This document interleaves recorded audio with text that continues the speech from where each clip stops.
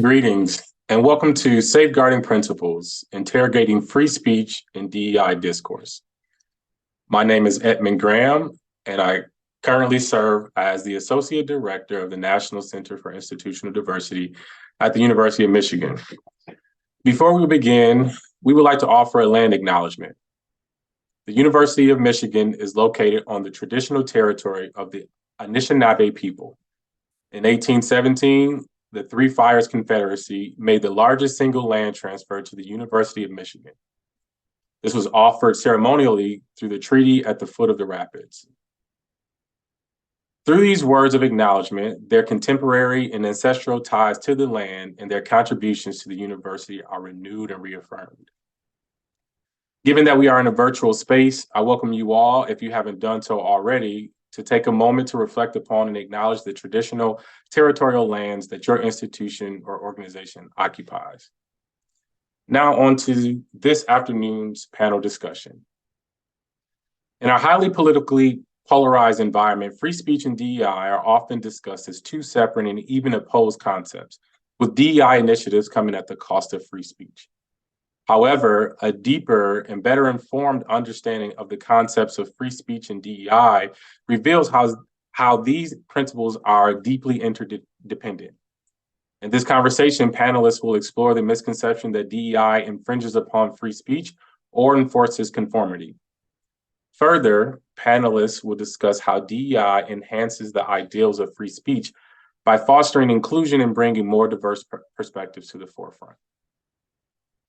We are proud to sponsor this event in collaboration with the University of Michigan's Office of Diversity, Equity, and Inclusion. On behalf of myself, the National Center for Institutional Diversity, and all of our partners, we welcome you. And now to our event. I would like to begin with a brief introduction of Liz Cole, who is a University Diversity Social Transformation Professor for Women and Gender Studies and Psychology, and also the director of the National Center for Institutional Diversity. Welcome. Thank you, Edmund. NCID organized this panel as part of our theme this year, which is Doing DEI Now. It's a series of events looking at how we can continue to work effectively for inclusive climates and conduct scholarship and teaching about diversity within the current political and social context. I'm going to give you a little framing for our conversation today, and then I will introduce our speakers. In the past 10 or so years, we have seen controversies over freedom of expression erupt at campuses across the country. And it's not unusual that these disputes pit concerns about protecting speech against concerns about fostering inclusion, positive campus climate, and DEI programs. Very often, these disputes arise when speakers associated with prejudice and hate are invited to speak or reserve spaces on campus, and there's organized resistance. We've also seen the requirement that faculty write DEI statements for job applications or promotions challenged on some campuses, with opponents arguing that such statements represent enforced speech. I'm also thinking of a case a few years ago where an administrator on another campus encouraged students to view racially offensive Halloween costumes as expressions of free speech. But at the same time, we've seen attempts to limit university efforts to increase diversity, create inclusive climates, and to study and teach about race and other forms of diversity. We've seen attempts to limit these efforts, and ironically, these limitations often target expression. So there have been cases in which university instructors have been disciplined for teaching content that has been deemed insensitive or divisive. We've also seen cases in which instructors and researchers teaching about race or racism have suffered harassment. And some universities have been reluctant to intervene against intimidation under the auspices of protecting speech. These debates are unfolding at the same time that there's been a burgeoning of anti-DEI legislation. So the Chronicle of Higher Education reported that as of July, 40 bills had been introduced in 22 states to ban DEI efforts in public universities.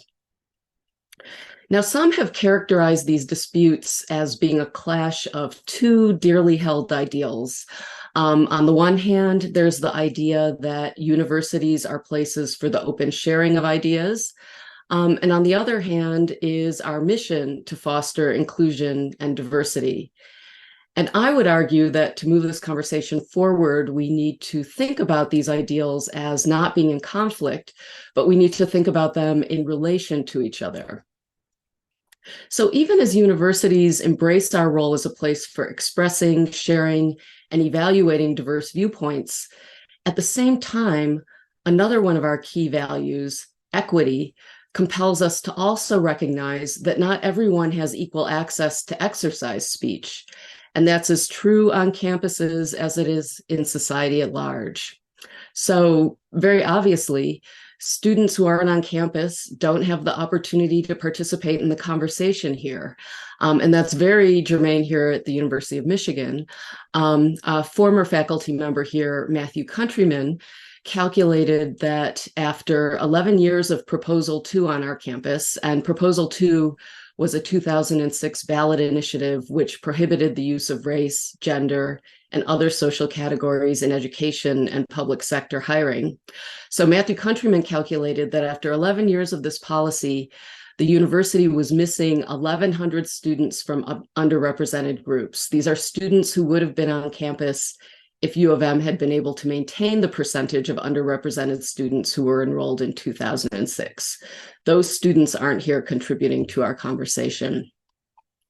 In context of underrepresentation and the resulting lack of critical mass, we can't create a climate in which diverse perspectives can be freely spoken, and we don't have a context in which the benefits of diversity can be realized. It's equally true that wealth and power can convey access to the platforms that amplify speech, such as invitations to give invited addresses, as well as the many forms of mass media that are funded through money and power. So in this context, speech that's underwritten by powerful interests can have a disproportionate impact on those who both historically and in the present have not had equitable access to power. When speech that's authorized by power dismisses the interests and sometimes even the personhood of marginalized and importantly minoritized groups, members of those groups can reasonably feel unsafe. And so taken together, this shows that realizing our commitments to diversity, equity, and inclusion is key to fulfilling the university's role as a place where diverse viewpoints can be expressed and heard. So today's session aims to develop a deeper and better informed understanding of the sometimes fraught relationship between the concepts of freedom of expression and of diversity, equity, and inclusion. And rather than assume these ideals are necessarily in conflict, we want to consider in a nuanced way the way these principles are interdependent. So now I want to welcome and introduce our panelists who will help illuminate this conversation. I want to begin by introducing Jack Bernard. Jack Bernard is the Associate General Counsel for the University of Michigan. He teaches at U of M schools of law, education, and information, as well as at the Ford School of Public Policy. And he is also Chair Emeritus of University of Michigan's Council for Disability Concerns, where he served for over 17 years. Our next panelist is Dr. Kaleb L. Briscoe. Dr. Briscoe is an assistant professor of adult and higher education in the Department of Educational Leadership and Policy Studies at the University of Oklahoma. She's also a fellow at the National Center for Free Speech and Civic Engagement. Her research problematizes oppressed and marginalized populations within higher education through critical theoretical frameworks and qualitative methodological approaches. Through her scholarship on campus racial climate and hate crimes, she seeks to disrupt whiteness and white supremacy on predominantly white campuses. And then our third speaker is Dr. Nina Flores. Dr. Flores is an associate professor of advanced studies in education and counseling at California State University, Long Beach. She's also a senior fellow at the National Center for Free Speech and Civic Engagement. In her research, Dr. Flores examines issues related to gender-based harassment experienced online, in public spaces, and at academic conferences. And she draws on current and community events to anchor academic ideals in everyday life. And she uses critical pedagogies in her courses to engage students in deep analyses of social and educational inequities at global and local levels. So welcome and thank you for joining us. How this will go today is I will pose some questions to our panelists for about the next hour, well, 45 minutes. And then around 4, we'll transition to taking questions from our audience. And if you would like to submit a question, please use the webinar Q&A button at the bottom of your screen. Okay, so let's begin. I have a question that I'm especially hoping that Jack can speak to. Can you tell us about how the Constitution and legal precedent defines free speech? And how do you see some of these controversies and disputes I've been talking about engaging or failing to engage with these definitions? Sure, thanks. Thanks so much for having me here too. I'm really excited to be here. Greetings from Ann Arbor, all. So the free speech, the First Amendment in the Constitution gives a robust definition of speech. But before we get there, I think it's worth stepping back for a second to acknowledge the kind of language we're going to use here today. So there's a distinction between principles of free speech, to which many of our institutions aspire, and the First Amendment protections that are requirements that encumber public institutions. So the idea of free speech generally is this notion that people, the citizenry, the public, and groups within the public should be able to express their views and interact with one another without the undue interference of the public and of the government. So if you think about it, it's not having the kinds of consequences that might result in legal action or censorship or retaliation for one's speech. The hope is that there would be engagement.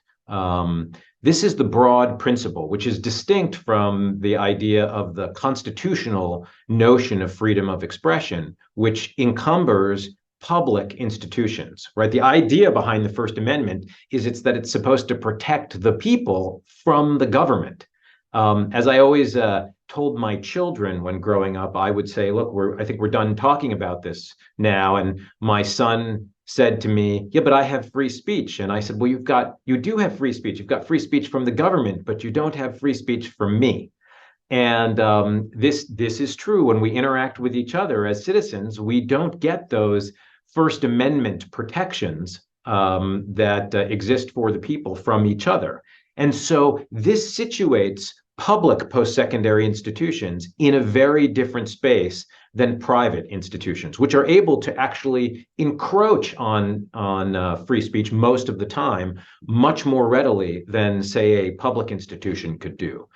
But because lots of post-secondary institutions, public and private alike, adhere to this notion of free speech, that we want our campuses to be places where people are able to engage with one another, as a result, those institutions create policies and have practices that try to inspire spaces where speech can happen and where people can interact with each other and be exposed to a broad range of ideas. So that said, when we think about what the Constitution identifies as speech, we're thinking about basically every kind of expression that people can engage in, whether it's just spoken word or artistic speech. Sometimes it's symbolic speech, the clothes we wear or the icons that we associate ourselves with. It doesn't mean that everybody gets to do all the speaking they want to do at any time, but the government's notion of speech is that we're going to enable the people to engage in speech without undue interference from the government.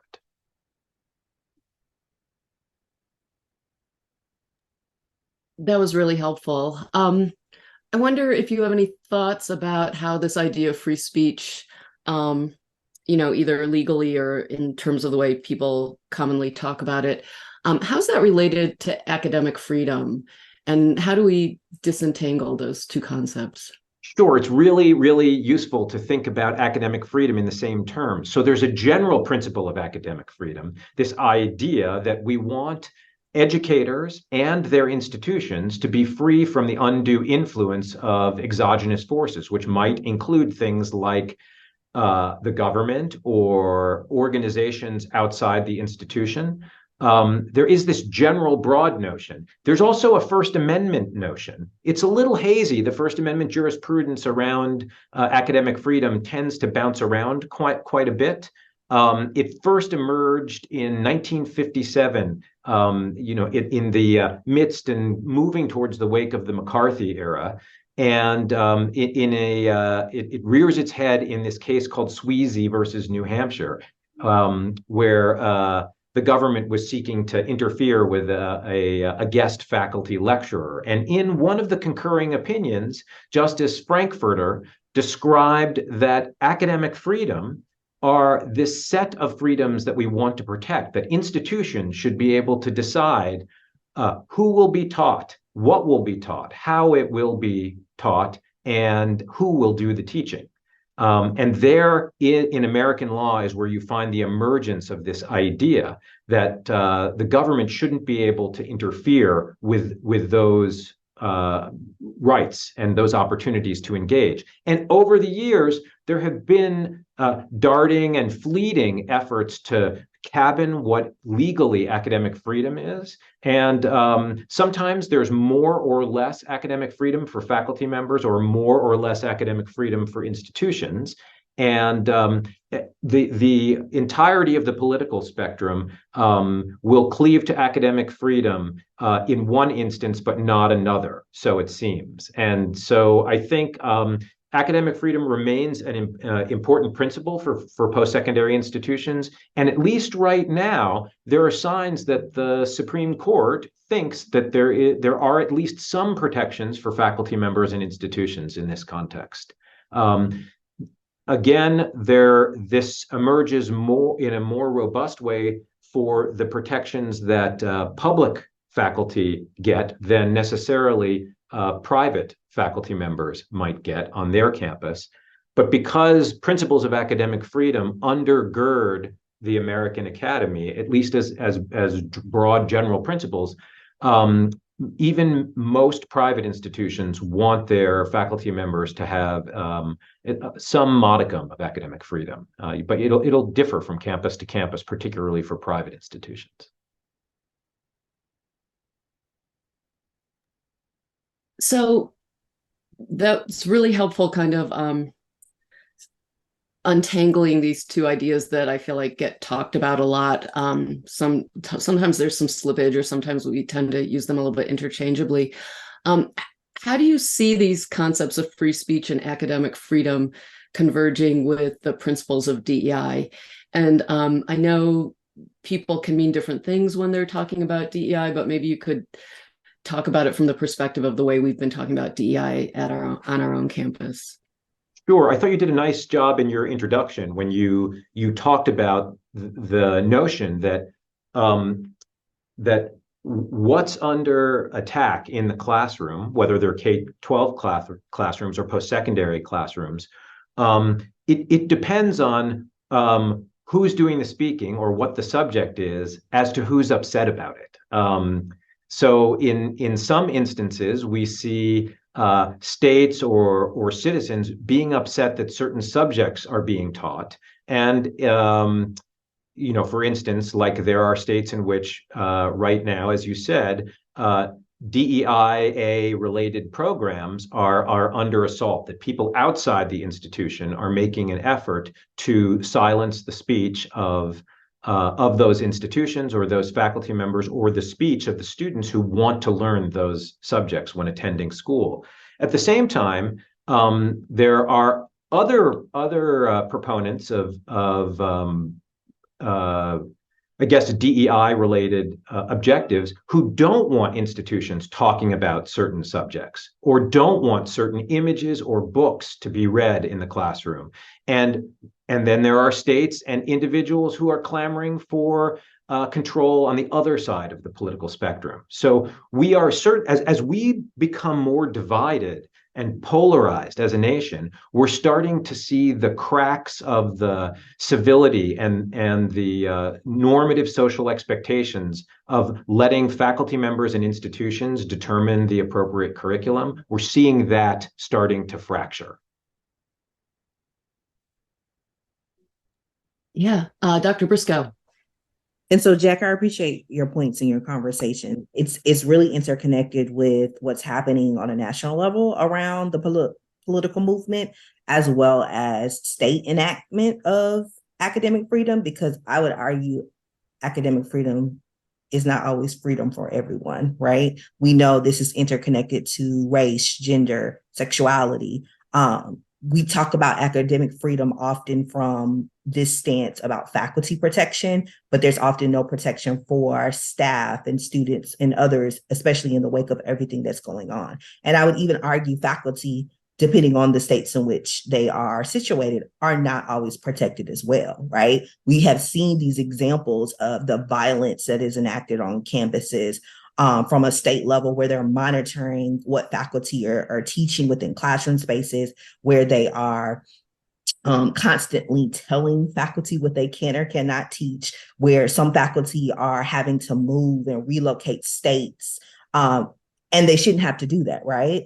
And so from a university also leadership perspective, we are seeing some iterations of leaders, right, supporting them, right, working with them, but we're also seeing deans, department heads who are telling faculty in this moment, with these bans around DEI, with these bans around CRT, with these bans around LGBTQ, particularly trans folks, you can't talk about these subjects. You can't teach these subjects. You are censored. You should watch what you say and how you say, right? And then we also have to think about what this looks like, particularly for pre-tenure faculty versus tenure faculty. We need to think about this from a stance of Black and brown folks who do this work, and it's entrenched with research agendas.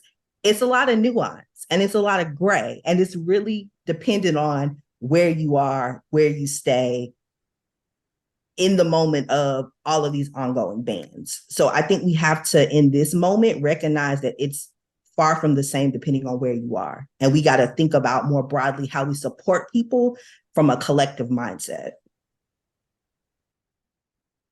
Yeah, I just want to say that I agree with you that people in different states or even different types of institutions are affected one way or another, right? The stronger the institution is, the more it's able to resist certain economic pressures in its ability to support its faculty or staff or students.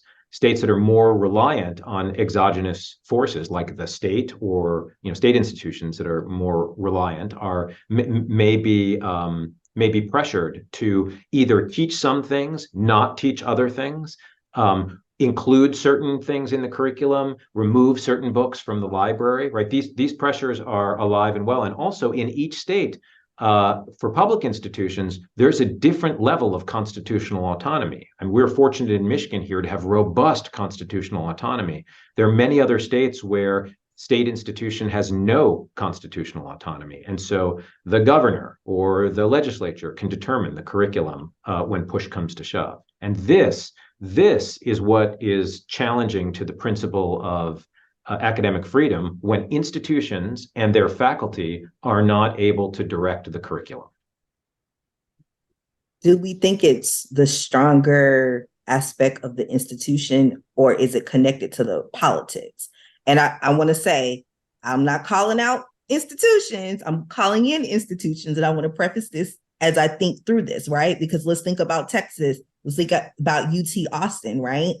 Dismantling and changing and asking faculty, to think about what they're teaching, dismantling DEI offices. I would say as an institution, UT Austin is prolific, right? But that's not what's driving it. It's state policies, legislators, bans that are then saying, we want this to be enacted in this way. So I don't think it's just like the institution at large, right? I think it is so connected to state practices and who runs the state, right? We are in a moment right now where legislators are running our states. They're running our state institutions. They're running what's funding and what's not funded.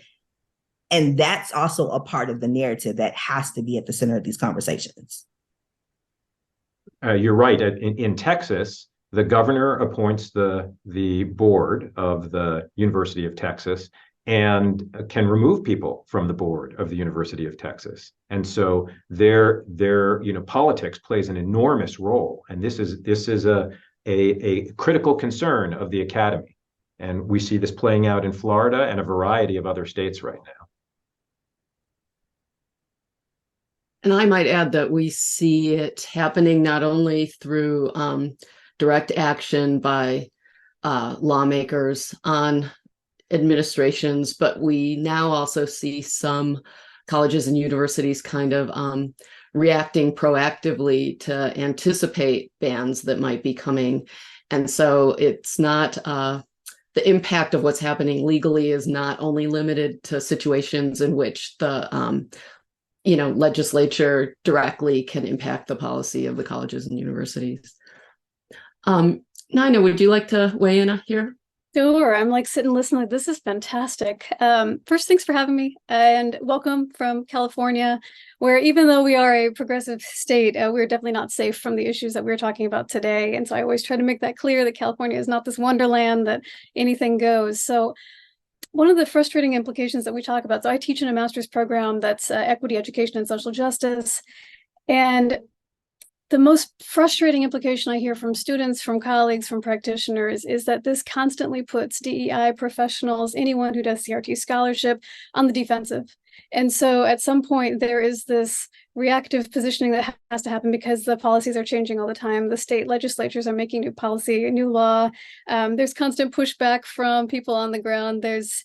The defensive position is so tiring because it takes away from the real mission of what we're trying to do. It takes away from the time that we could be building and creating these supports that we know students need, and also just like the worlds that we know we want to live in and exist in. And so I think that there's so much room there, but that implication to me ties to so many other things, like the distraction almost of, and it's not a distraction because it's real, but it feels like it's just pulling our attention in so many different ways that we are stuck in this almost like hamster wheel of like having to constantly respond, having to adapt and evolve our strategy, as opposed to our strategy just to really support our students. And our students are suffering really because of it. Well, thank you for that. I think I want to pivot this conversation in a slightly different direction. We've been talking about how these changing free speech policies and practices are affecting people doing DEI work. How do campus policies that are trying to ensure freedom of expression address speech that's hateful? How do these policies apply in situations where people are being targeted for their support for DEI or for their diversity scholarship? And Dr. Flores, would you start us off on this? Sure, of course. And I think I'll start with the second question because my research is about the targeted harassment of faculty members, and then of course also the implications for staff and student workers that may be affected by it as well. And as part of my work with the UC National Center for Free Speech and Civic Engagement in this role, I interview faculty members, learning more about the incidents in which they've been targeted. So you may have heard these incidents on the news. They're everywhere. They're in Chronicle of Higher Education every day, Inside Higher Ed. The emails that come through, like the #1 headlines are always what's been happening with this issue. And this can happen in a number of ways. I mean, I know some of our audience may be familiar with it, but some may not, that you could be targeted for the things you teach about, the things that are your actual research expertise, an op-ed comment you have made, something that you are saying or writing as an op-ed or on a TV appearance, right, as part of your public persona. You could be on a professor watch list. There are so many ways in which you may be targeted. For some people, it is explicitly because of their connection to DEI issues, their work in CRT, any kind of speaking that they've done about issues that someone may feel, may see as controversial, but is actually like not a controversy. They could be targeted because there's a video of them that has been, manipulated in some way, or a fragment taken out, which then goes viral. And so what typically happens then is that this story goes viral, it gains traction. Things like campus reform could pick it up, often Breitbart will pick it up, and these stories just continue to build, and then they build through Twitter, formerly known as X. I feel like I have to say the whole line. And this outrage narrative continues, and it grows and it grows. And before you know that faculty member is harassed, just an onslaught of Twitter harassment, X harassment now, which just doesn't read right, an onslaught of phone harassment, email. And that harassment can come in the form of like the sheer volume, right? Like tens of thousands of tweets, of attacks, of emails. It could come based on the person's identity. So they could be attacked for their race, their gender, their religious expression. It could come in the form of threats, rape threats, death threats. So really there is a range in terms of what this looks like. But there are these two kind of complications to this question, which is a lot of this harassment, most of it, the vast majority of it is coming from off campus. And so even if you have a campus policy about expression, what do we do when all of that pushback, especially if these are targeted, which they often are, targeted, organized attacks by off-campus entities? Let's say your DEI director is a target of one of these attacks. What do you do when all of that is coming from off campus? And so that's like an actual gap in the policy. But really, there's no policy that would address that other than supporting that person, which is a policy that we do need. And then the second complication is that a lot of the people that I've interviewed, the origin point, the origin story of where things began is a student reported them to campus reform. A student sent a clip of something to someone that then went viral. And so that's often anonymous. And so then how do you even have a policy that would possibly target any of that? Or how would address that? And so the policy questions are very real. I'll just jump in and say that I really appreciate that perspective and think it underscores circumstances where faculty members and institutions and students, we are aligned, right? All three of those groups are aligned here because we want institutions to step in and support the kind of work that our faculty are doing. This is why institutions have faculty. This is why faculty members teach, and why even our staff members who have to have a public persona and engage with the community are doing their work. And so this is an opportunity for institutions to support their constituents by heralding the importance of free speech. Criticism is fine, right? It's fine to be criticized for your views. But the kinds of behaviors we're seeing these days in a polarized climate where threats are happening, people are doxing people, that is giving out their personal information, describing where they're going to be, where their address is. Like I've had people show up at my house. And it is not a comfortable thing. To have that experience. And I think institutions can do a lot to support their community. Whether you need a policy for that or not, or what a policy looks like along those lines, I don't think it solves the problem, but institutional commitments to supporting the free expression of the faculty and staff of the institution, this is in line with what most of our institutions say are central to their missions. I absolutely agree. I'm sorry that people have shown up at your home. Like that is another level. I used to get rape threats when I would write about things like campus sexual assault online. And I think, Kaleb, actually, this goes to your point earlier. We were talking about protections for non-tenured faculty. I was a lecturer at the time. I didn't go to my institution. I didn't want to jeopardize anything that might prevent me from getting hired. I didn't want to be flagged as the person who was complaining about something. And I don't think that's uncommon, right? For our untenured and our lecturer faculty to have to like do their own protection. So I just want to throw that in. Yeah, and Nana, I really, I appreciate your work and all the things that you've done with the center. And there are so many external factors that are happening right now. I think the other thing that comes to mind that institutions can do And this is a little central to some of the work that I've been doing with the Spencer Foundation alongside a good friend and colleague, Dr. Veronica Jones-Baldwin, who's at the University of North Texas around the CRT bans particularly, and faculty's perceptions and resistance towards those bans. There is a place that faculty, particularly academic deans, department chairs, can protect people, like thinking of, are you being mindful of what's on faculty websites, and maybe not putting out locations of faculty members. So if someone's trying to, do this within campus spaces, also thinking about those who are tenure track and going up for promotion, how our academic deans and departments head writing and acknowledging some of these struggles within their TMP processes. So really recognizing and valuing their research, right? We know unpaid labor is real. So if we are going to ask faculty members to do this work alongside on a university, state, national level, are we also including that as a part of the narrative around tenure and promotion, recognizing that they may be having these conversations on a national level and doing this work and then doing it on campus too? So what does that look like? And how do we support them? And not just look at that from a service perspective, because that's labor, that's time, that's intensity, right? Like if they're writing campus statements, if they're talking about these things, it needs to be morely acknowledged in a way that connects this to the heart of DEI principles. So I just think there are some things that institutions can do all outside of some of those external factors that are harder to challenge on a day-to-day basis.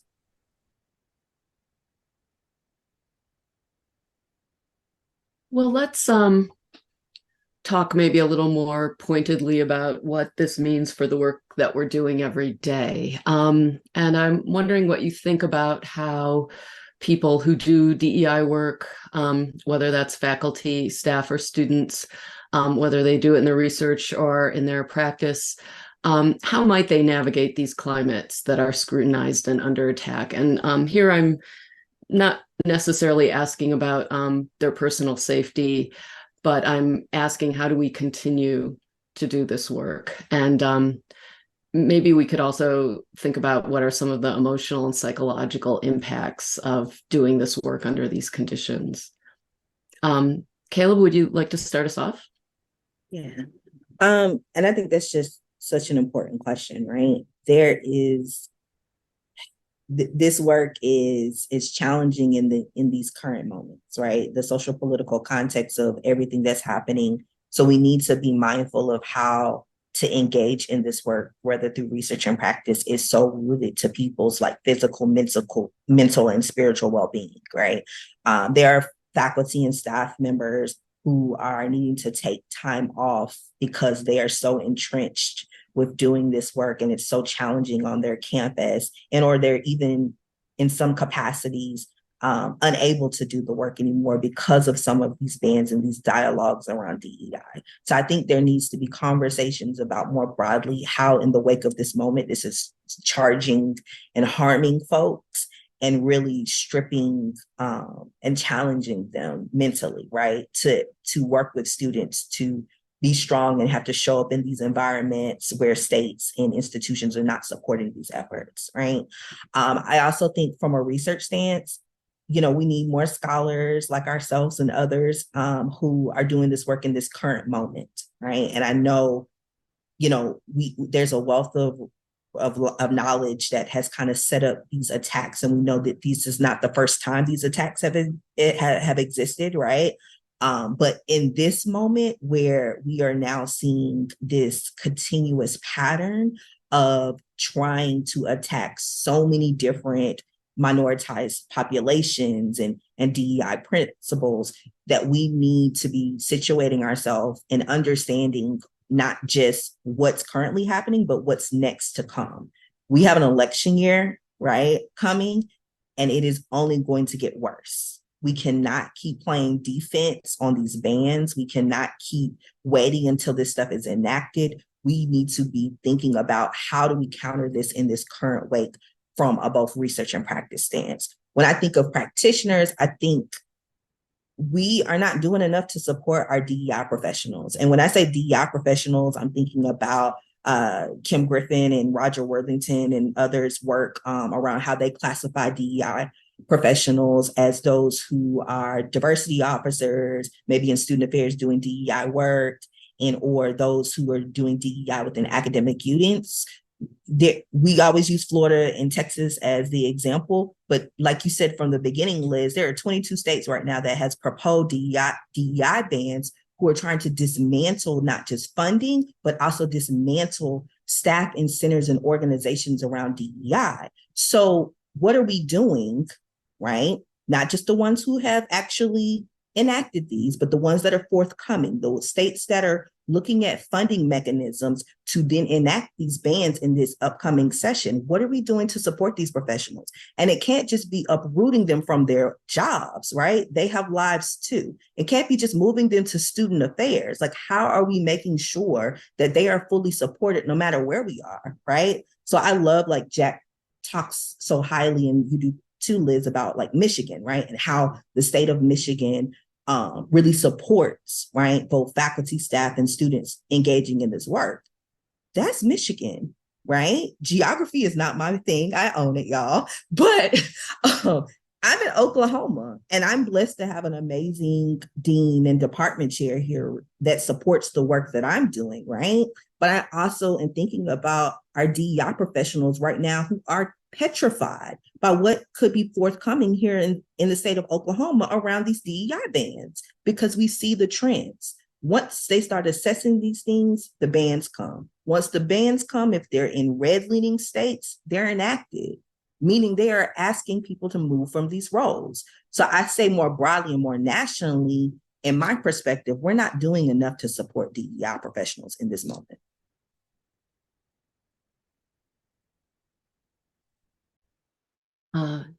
Jack or Nina, do you want to speak to this question? I think maybe a piece of it that we've talked less about is maybe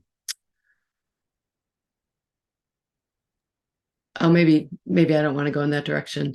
But yeah, Nina or Jack, do you have more thoughts about this? I just saw the question pop up from Toya Jacobs. It says, please help us day-to-day professionals that are in the trenches doing this work. And I'm going to say, like, I see that as such a call to action for anyone who's on this webinar. And I know that there's 600 people that signed up. So, hi, audience. I wish we could see you. But that is the ultimate call to action that I think should come out of the entire webinar is how are we helping the people that are in the day-to-day, and whether that's individually as ourselves or as the institution. But so often the institution is moving so slowly that it's going to take the individuals who are there that are supporting them. But I mean, I know we have a lot of alums from my program who have left their DEI positions and they're in California, right? Because they are not getting the support that they need. They're being tasked with doing so many different things that all of a sudden their DEI work is the last thing on the list of things that they're doing.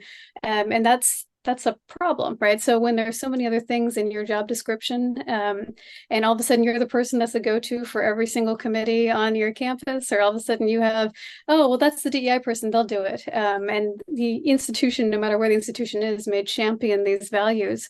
And that's fantastic. And then all of a sudden there's this gap between championing the value and what needs to happen to get to there. And then there's the one person in the DEI office that now has all of that on their shoulders. So thank you for that question. And believe me, we are doing everything we can. I don't know if you can hear me like pounding on my table over here, but I know there's so much more that needs to happen that's beyond the 5 people that are on this panel. But thank you for that question. I'll just add something that will probably be dispiriting, but worth saying nonetheless.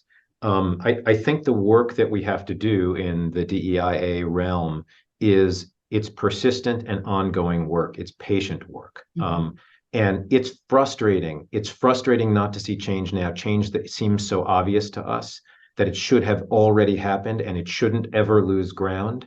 I empathize with that set of frustrations. At the same time, sometimes the shortest distance between point A, where you are now, and point B, where you want to go, is not a straight line. And I am often in the position in my role in the general counsel's office of saying that to people. That is, I know you want to get to B and we're sitting in A and it just seems like all you have to do is just go from here to there, but there's a lot in the terrain. And sometimes that's legal issues. And if you ignore those issues, then the subject changes, right? If you don't think about trampling on First Amendment rights when you want to address the problem of getting to be, then we spend all our time talking about the First Amendment and not what it is we wanted to talk about in the first place.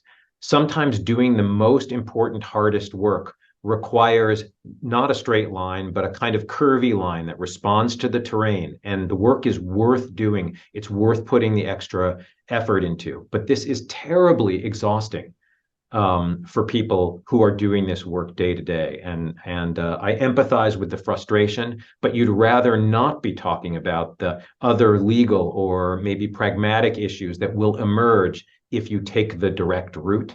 And then things lose ground is my experience. So I just would say keep those things in mind. Work closely with folks who know something about the obstacles that are out there. We can make progress. We have made progress in my lifetime. Right now, it feels like I know there's lots of setbacks, but there's also been a lot of progress, and we can't lose heart. Thanks for that. We've been talking a lot about how these new laws have, and maybe even the national climate, have represented an incursion on the freedom of expression of people who do DEI work. I want to take a moment and maybe go back to that first kind of framing I talked about in my intro. I feel like sort of the prototype event where this pitting of DEI against free speech happens is in the case where controversial speakers are invited to campus and there's pushback, and often that pushback is led from students. And often I see them being mischaracterized as wanting protection from ideas that they disagree with, rather than working to create climates in which there's general respect for everyone in the student body. Some have gone so far as to say that these students just want to be coddled, right? They want trigger warnings. They want to silence other people. So in this kind of prototypical interaction, we see the concerns of students often being dismissed by some of the pundits and some of the administrators. Have you seen this pattern unfold? And when you have, how have you seen students resist these misconceptions? Or do you have ideas about how can we help students who are trying to bring a conversation about DEI into these disputes about controversial speakers? How can we support them?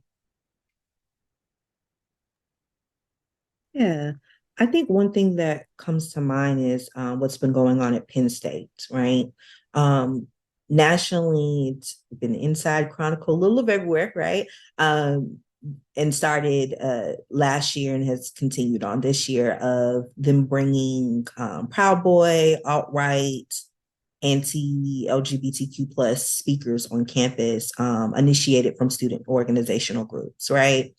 And to your point about some of this misrepresentation, and you see the counter protests from students of color, right, who are talking about safety. You see particularly white students who are saying, we want to have these discussions, right? And so we see these counter narratives that go against each other in some capacity. But I think the core of it is that people aren't understanding both sides of it, right? And here's what I mean by both sides, particularly around how some of the speech that is enacted, particularly from some organizations, can be violent and cause violence, right? So I don't think, for example, students of color at Penn State are saying, hey, we don't want to hear this. I think it's more so of maybe institutions and institutional leaders not understanding what the environment is like when we bring these organizations on campus. And here's what I mean. Having many friends and colleagues who are at Penn State, when there's both students of color, faculty, and staff of color prepare for this, they don't go outside their house and for days it's almost equivalent to preparing for a snowstorm, right? Because you don't know if a protest or if it's going to turn violent within these environments. You don't know if a white supremacist or someone who has white supremacist ideologies are then going to say, we're going to murder people, right? Because let's think about the uptick of racialized incidents on campus. Let's think about the uptick of hate crimes, particularly for people of color, right? So it's not, we don't want to hear these conversations. It's physically and mentally, we don't feel safe, right? And so what does that mean for leaders to not acknowledge these safety mechanisms that relate to free speech, right? And really own that within this environment and how polarized things are, this might not be the best time to bring those individuals on campus, because we see patterns. When you bring white supremacists on campus, you see patterns, and not just protest patterns, you see enacted patterns of violence.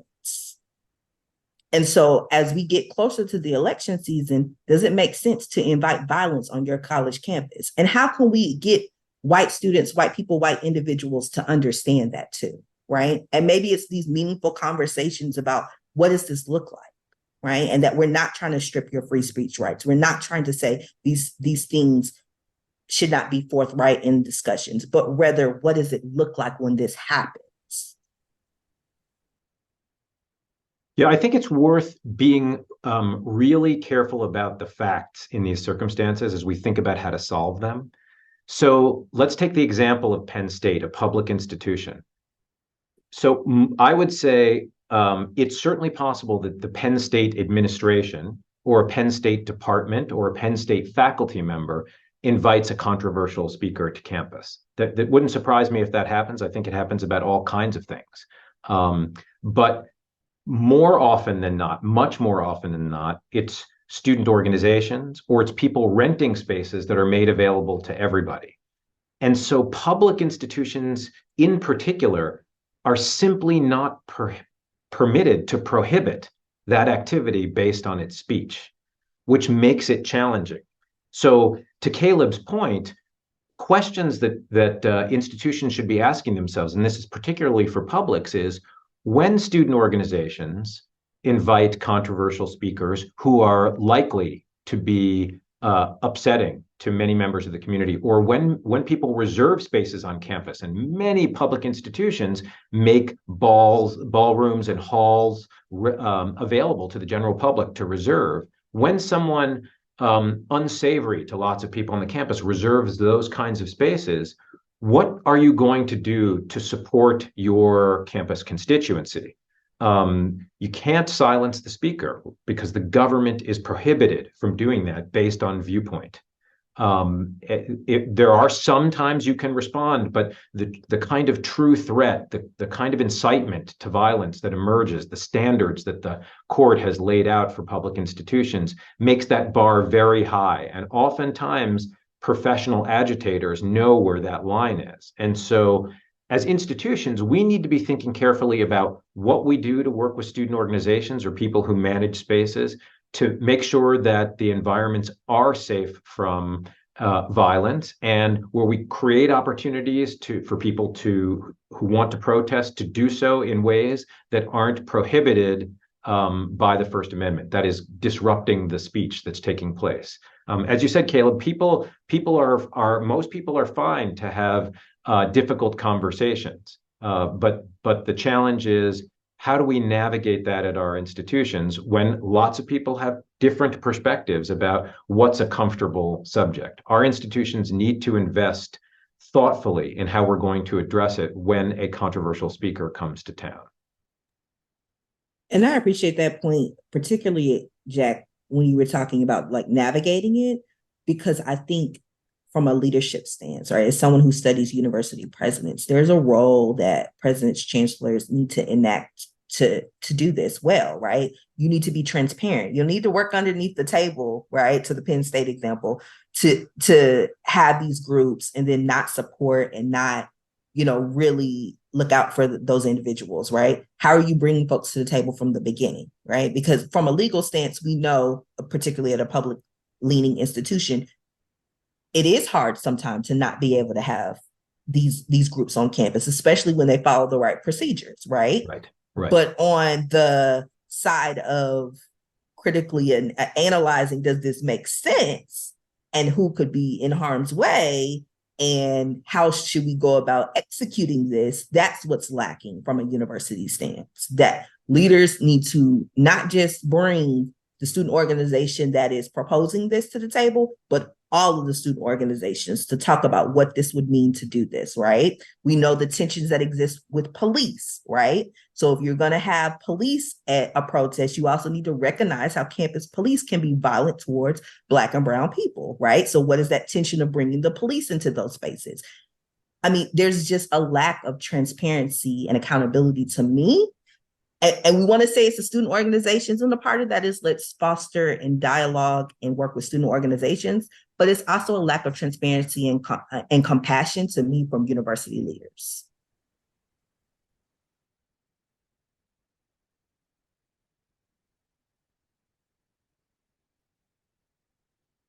I think I have time to ask one more question before we move to questions from the audience.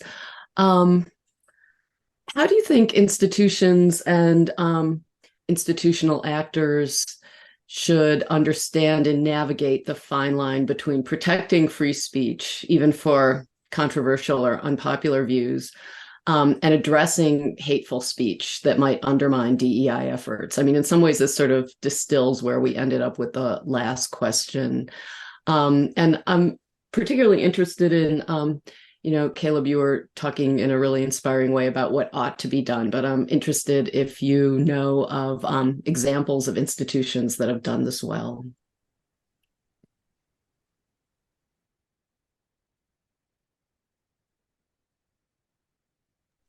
Nina, you've done a lot of work on the impact of hateful speech. Do you have thoughts about this? I mean, I think it's even less the impact of hateful speech as much as the harassing speech, which I don't know that we would necessarily want to call that a separate category. It could overlap, it could not. But I think that just that is to me the missing piece, that when this harassment comes from off campus. And so not only is the harassment piece the missing piece, but we're all talking about these targeted attacks that are coming from off campus. And so what are our institutions willing to do? Or what is their responsibility, I guess, is also a question, but this isn't necessarily something that's starting from our campuses. And I think that adds a layer. But knowing that, especially our DEI offices may be targeted, knowing that our faculty who are doing CRT work may be targeted, knowing that people in gender and sexuality studies may be targeted. I mean, we already know who the people are. And so there's a big missing piece there for me when it comes to that kind of harassing speech that maybe doesn't quite reach the level of what we would pull in a threat assessment team on. Well, then what's the next step down? Who's going to support the people that are affected? And Liz, I guess I'm struggling. Who does it well? It sounds like Michigan does it well, but I guess my struggle is particularly around who does it well from a state perspective, who does it well from an institution perspective, who does it well from certain departments. Like I'm seeing in this moment, like leading mechanisms from a department stance. So meaning, campus statements, supportive faculty, supportive of students. I'm seeing this also from some colleges who are saying, we're going to lean into, despite these political moments, into DEI practices. And that's a forefront at the mission of our college and the work that we do. Then it gets gray when we start getting to universities and states, right? Because I think this political tension that we're seeing right now, where some universities are dialing back on anti-racism or DEI practices or supporting CRT scholars, right? So I struggle with when we get to that level because of what's going on, right? We're seeing institutions who are putting forth all this money and like I'm thinking post the murder of George Floyd. And if we think about how now, post Black Lives or in the wake of like Black Lives Matter movement, how institutions have completely shifted those narratives. They have honestly almost roll back all their commitments, depending on where you are, to supporting these efforts, right?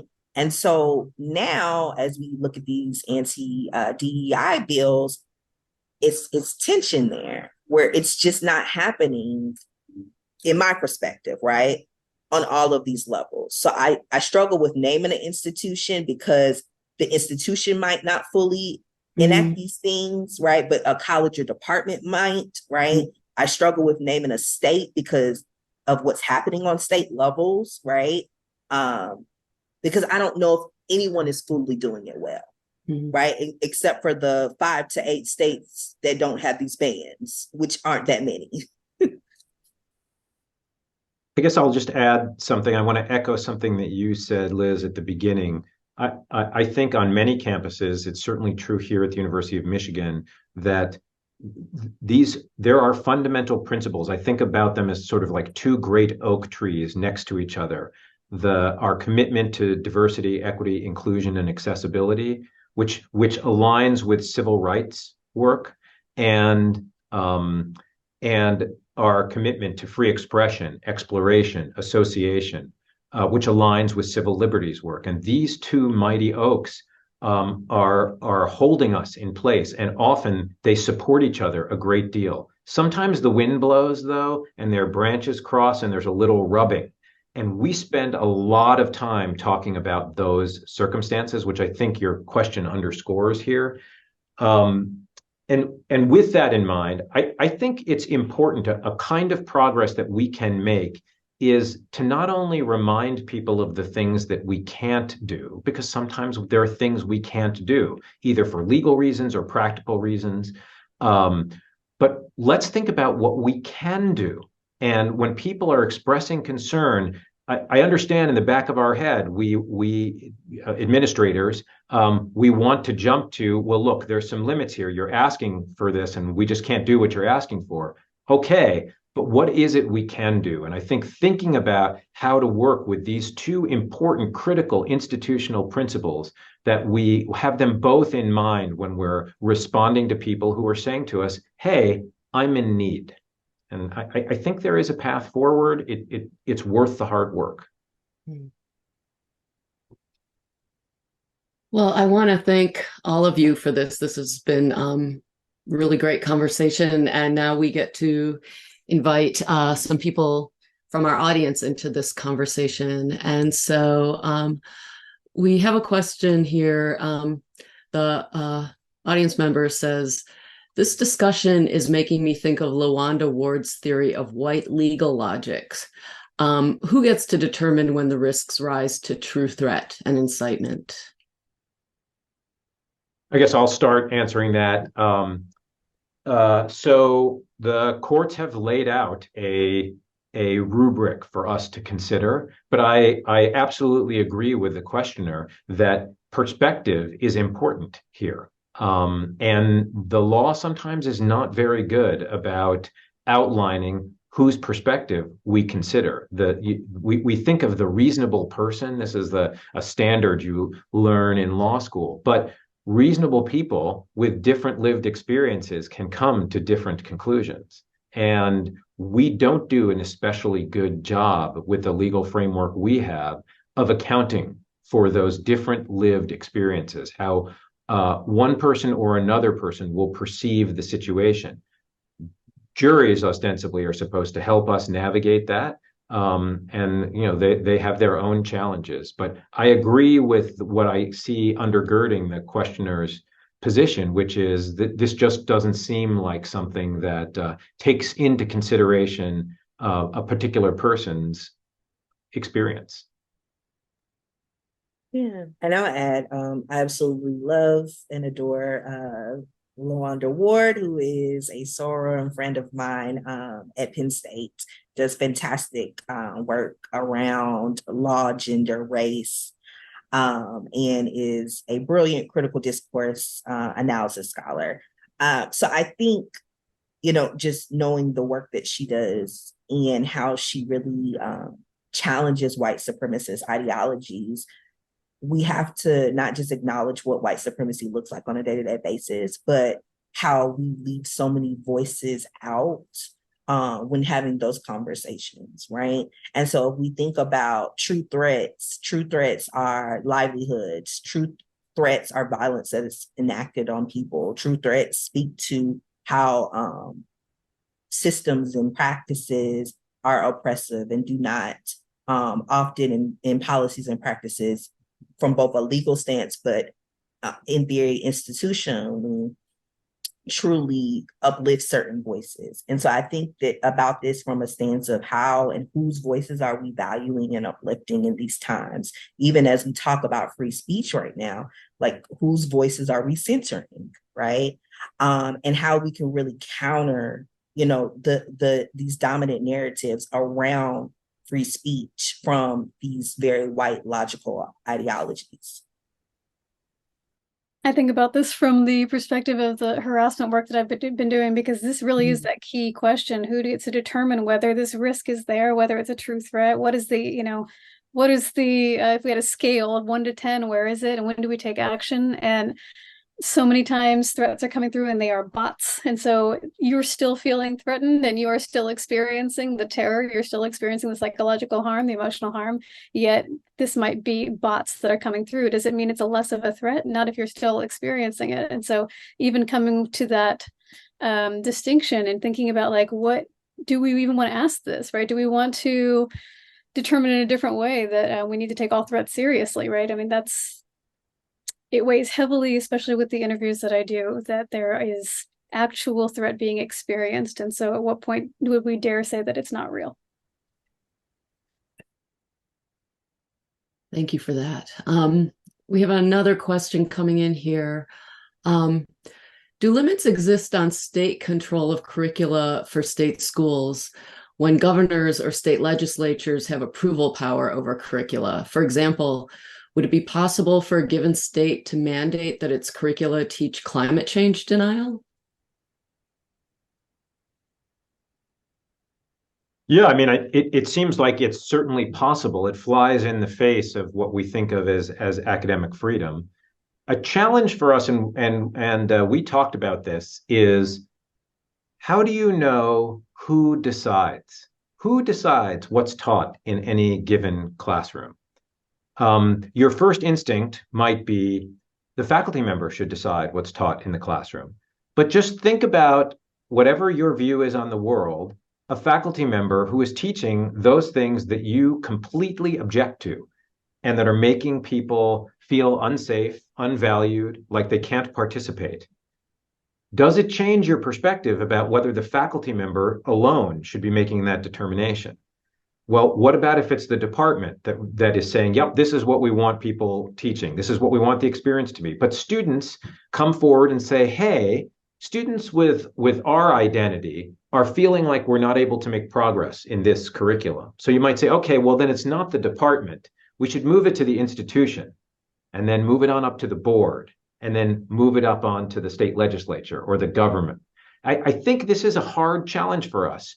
Who gets to make these decisions and how do we navigate them?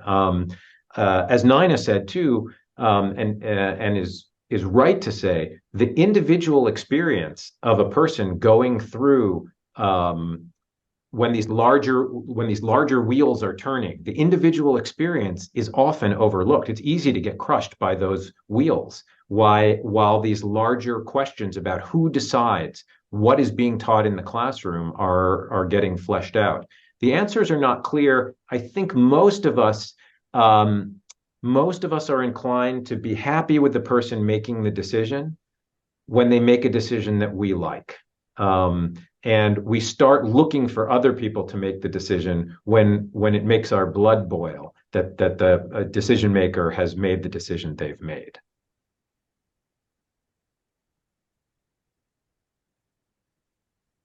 I guess I'm sitting with this question a little bit. And I think it goes back to something Liz was initially talking about when she was oriented us to this conversation, right? A part of it looks very different depending on the state and depending on how things are regulated, right? And here's what I mean. In theory, can you limit, right, when we think of academic freedom principles, but also has this happened? Yes, right? Like I'm thinking about transition from CRT bans to DEI bans where CRT was stripped from curriculum, stripped from, another race-based conversation, stripped, right? And not allowed within these environments. And now we see this through these DEI bans where most of them, and only a few of them, have tried to challenge the academic side of it, right? They've been heavily focused on co-curricular aspects.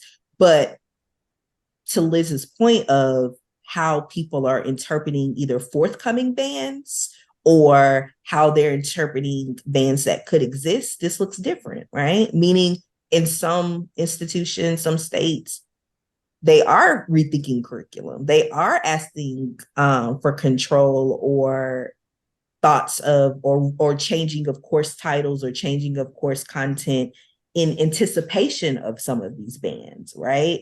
And so I guess I'm sitting with this question primarily because it's state driven. It's driven, based off of individual interpretations of these bans and people's ideologies and individual thoughts around DEI more broadly, where they may ask people to change what they are teaching as a result of this.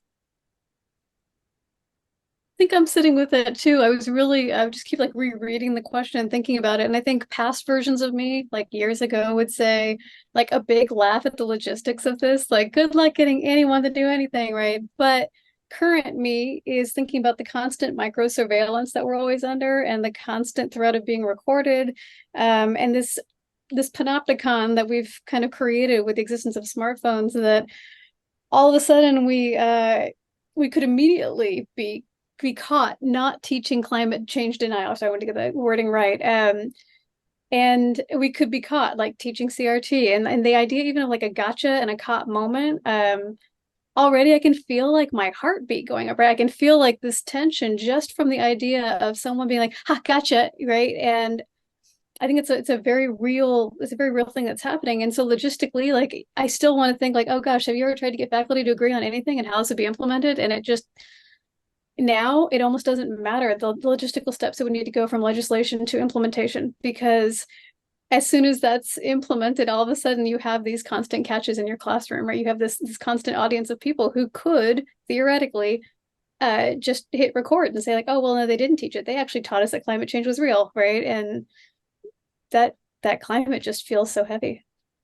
Well, also, I love this question, and I love both of your responses to it.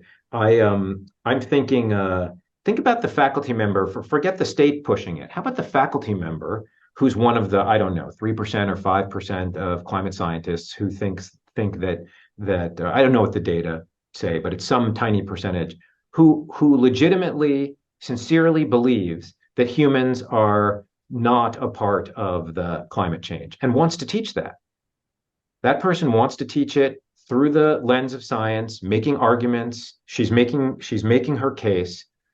How do we want institutions to respond to that? Do we want to say someone like that doesn't get tenure in our department? Or if they already have tenure, do we make life hard for that person? If they're teaching the rest of the curriculum what we want them to cover, but they also do a day or two on how the climate scientists who are not, deniers, are mistaken and why they're mistaken. Are we going to silence that voice? I think these are really, I like comparing that to the idea of the state mandating something that lots of people don't think should be on the curriculum. But of course, lots of people at one time thought that African American studies and women's studies should not be on the curriculum.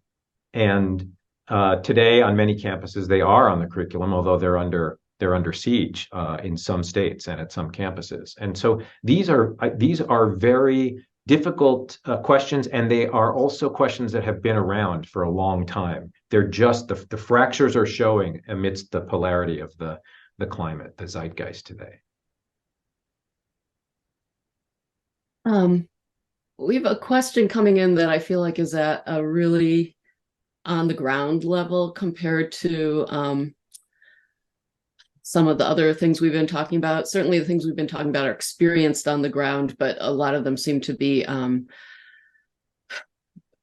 coming from policies. But this one is much more, this is a question about a classroom scenario. So someone wrote, what recommendations do you have for scenarios when the person speaking about supremacist, hateful, potentially violence-inducing content is not a guest speaker, but rather a student in a classroom setting? How would you suggest an instructor provide that vital space for the exchange and exploration of ideas, while also supporting students who may understandably experience fear, disconnection, and reactivation of trauma because their very identities are being threatened by their classmates?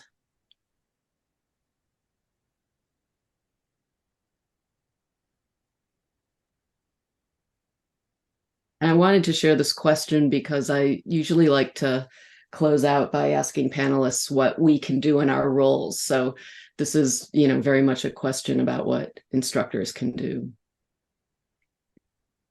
So, all right, I'll go ahead, please. No, go ahead, Jack. Go ahead. All right. I'm happy to kick things off. So the classes I tend to teach are laden with controversy about these very issues. And I have diverse populations of students in my classes and people with wide-ranging views. I will say I have noticed over my 30 plus years of teaching that that certain viewpoints are no longer expressed, even if they are felt in the classroom, right? There are just too many consequences, social opprobrium that happens. And so certain discussions aren't happening. So I have to assume those roles, which, let me tell you, doesn't necessarily endear people to you when you have to present alternative views, but I get it. That's part of it. So I do think the question is a really critical question. And when we're making space in classrooms for people to talk about difficult subjects, we should prepare our students for the fact that we're going to talk about difficult subjects, and create some generalized rules for the road about how we're going to engage with each other. That doesn't mean students will follow those rules. I also think if we see that issues are creating tension in the classroom, we should call it out. We should acknowledge it. People come to campus with a whole variety of lived experiences, and that includes the experience of just the ignorance of other people's lived experiences. And when we wanted our campuses to be places that inspired people with diverse backgrounds to come and be here and engage together, we should not be surprised that there are going to be these kinds of collisions and clashes in the classroom where people's sense of what is right, what's appropriate, their understandings of the world aren't going to sit nicely next to each other. And so as stewards of the classroom, faculty have an opportunity and I think you might say an obligation to help shepherd those discussions. The classroom is never going to be a completely comfortable place. And I think we hear from students across the political spectrum on our campus about feeling uncomfortable in the classroom environment. And of course, that's a distraction. But it is what we asked for when we fought to have affirmative action and fought to have a diverse class here at the University of Michigan. We wanted people to experience other people's ways of knowing and being. So I do think faculty members have an important role to play here. We can do a lot of training and support for faculty to help have those discussions. We have a Center for Research on Learning and Teaching here, which I think is the oldest in the country, and it's excellent at helping faculty not only practice what it's like to have these experiences with trained actors, but also to have resources to think about how they might have difficult discussions in the classroom, work with students who disagree with each other, support students who are feeling uncomfortable with the subject matter, and inspire students to feel like they can raise their concerns in the classroom or outside of the classroom if that's their preference. Yeah, I love that, Jack. And so I'm just going to add a couple of pieces. So I think, and I really appreciate this question because I think we are experiencing this in real life time where faculty members and students and the tension that exists between these things. So I think from the beginning, how you set up the course, right? So acknowledging, and I'm saying this from a perspective of someone who teaches a lot of DEI, social justice, critical courses, right? So through your syllabi, through class, that first class discussion, saying that we're going to talk about some sensitive topics, and they include the following things. When we talk about these things, we need to engage in respectful dialogue. We need to recognize that everyone may not be in the same place, meaning they may not understand some of these principles. So up here could say something hurtful and not intentionally be aiming to do so. However, we also on the other side need to recognize that it does harm. So when you're saying something that is harmful, whether it's intentional or unintentional, we need to bring this and talk about this, right? And talk through this. Like if we're talking about white supremacy and you may have white supremacist ideologies, we're still talking about white supremacy, right? And whether you're for or against white supremacy, you need to understand what it is, and you need to understand how it can harm individuals, right? And how some people are socialized into factors of white supremacy, right? But we have to talk about that, especially if that's what this course entails, right? But how we do so. So we start from that initial conversation to really get students to understand and really dissect these key critical terms. And this is what we will talk about and how we do it. I think the other piece that Jack was knocking on and giving the good example of Michigan resources, if your campus does or does not have resources for faculty to both engage in these practices and learn these things, there are many institutions nationally that have different dialogues and conversations that, train and teach faculty members to have these conversations, right? I think of a lot of times I might have students do case studies, right? To make them think about different scenarios that help them problematize these issues, right? And then they have to talk about the pros and cons of these things, right? And that's just one teaching mechanism, right? You can also have different there's lots of things that you can do to welcome this within the classroom, right? But I do think it's also a part where faculty cannot be fearful of having these dialogues and talking about these things and recognizing that no matter your identity, who you are, that these situations are going to come up in the classroom, right? And so I'm thinking specifically of also how for faculty from minoritized populations, we know course evaluations have talked about when you talk about too much race and racism, that comes up, right? So there's challenges there. Then I also think about white faculty in some regards who are fearful, right? To talk about some of these things because they may not just understand them, but maybe they have yet to really expose themselves to those things. So both of these things matter, right? Like we need to make sure that we're supporting those who are doing it. To Jack's point, him doing this right now, feeling comfortable doing this right now, what does it look like for more white faculty members who feel comfortable doing this and being trained properly to do this? So there's some things we can do, right? And then I think the last thing I would offer is that, don't be afraid to lean in with students, right? Having open spaces and open concepts where you're really providing space and place for them to talk through this. If I'm frustrated about this, why am I frustrated about this? And so you could do that in large settings, individual, invite them to come back. You noticeably see them upset about this, invite them to your office hours to talk through this, right? Or, correct their language or their understanding of key things. And sometimes it doesn't have to be publicly. It could be in private, hey, you said that this way, this noticeably harms someone. I don't think you meant it this way.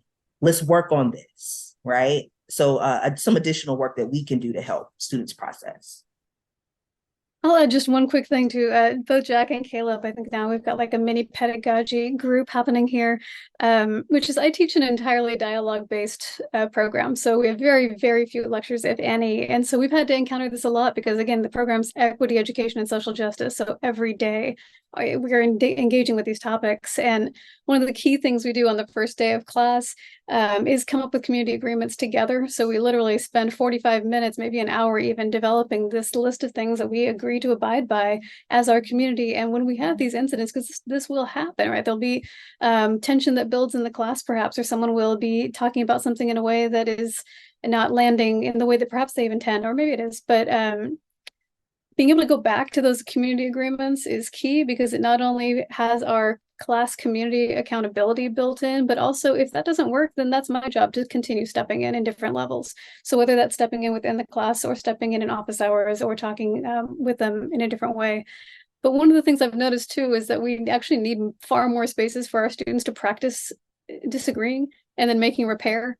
So if you can offer those experiences of a low level, small disagreement so that they can practice making that repair. What does it feel like to be like, oh, okay, wait, you know what? This is what I meant to say, or this is how it is. And have a lab to where you're not going to be permanently held accountable for the, oh, here is this. And so making it okay to have the mistake and know that the mistake won't be recorded, because that's the number one thing I hear from students. I don't want to forever be recorded as saying this and like, that's not what I intended.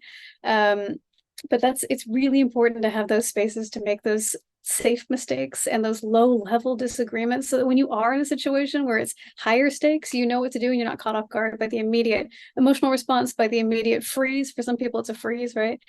For some people, it's the seeing red and going. And I think the more we can have those spaces too, the better.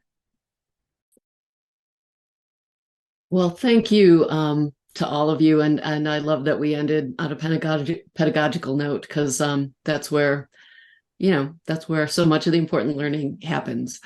I want to thank all of you for your insight, for sharing these examples, for sharing your own experiences. I know I got a lot out of this conversation, and I'm sure the people watching did as well. I want to end by just letting everyone know that on November 2nd, which is a Thursday, we will have our next event in this series. It will also be in webinar format. It'll be between 1 and 2:30, and it will be about institutional responses to protect diversity scholars who experience harassment. And we've almost set up a really great lineup for that, and I think it's going to be a really different kind of conversation than you might have heard in other spaces. So please, if you're interested, please join us. Thank you again. And thank you all for joining us. And I hope you all have a good evening.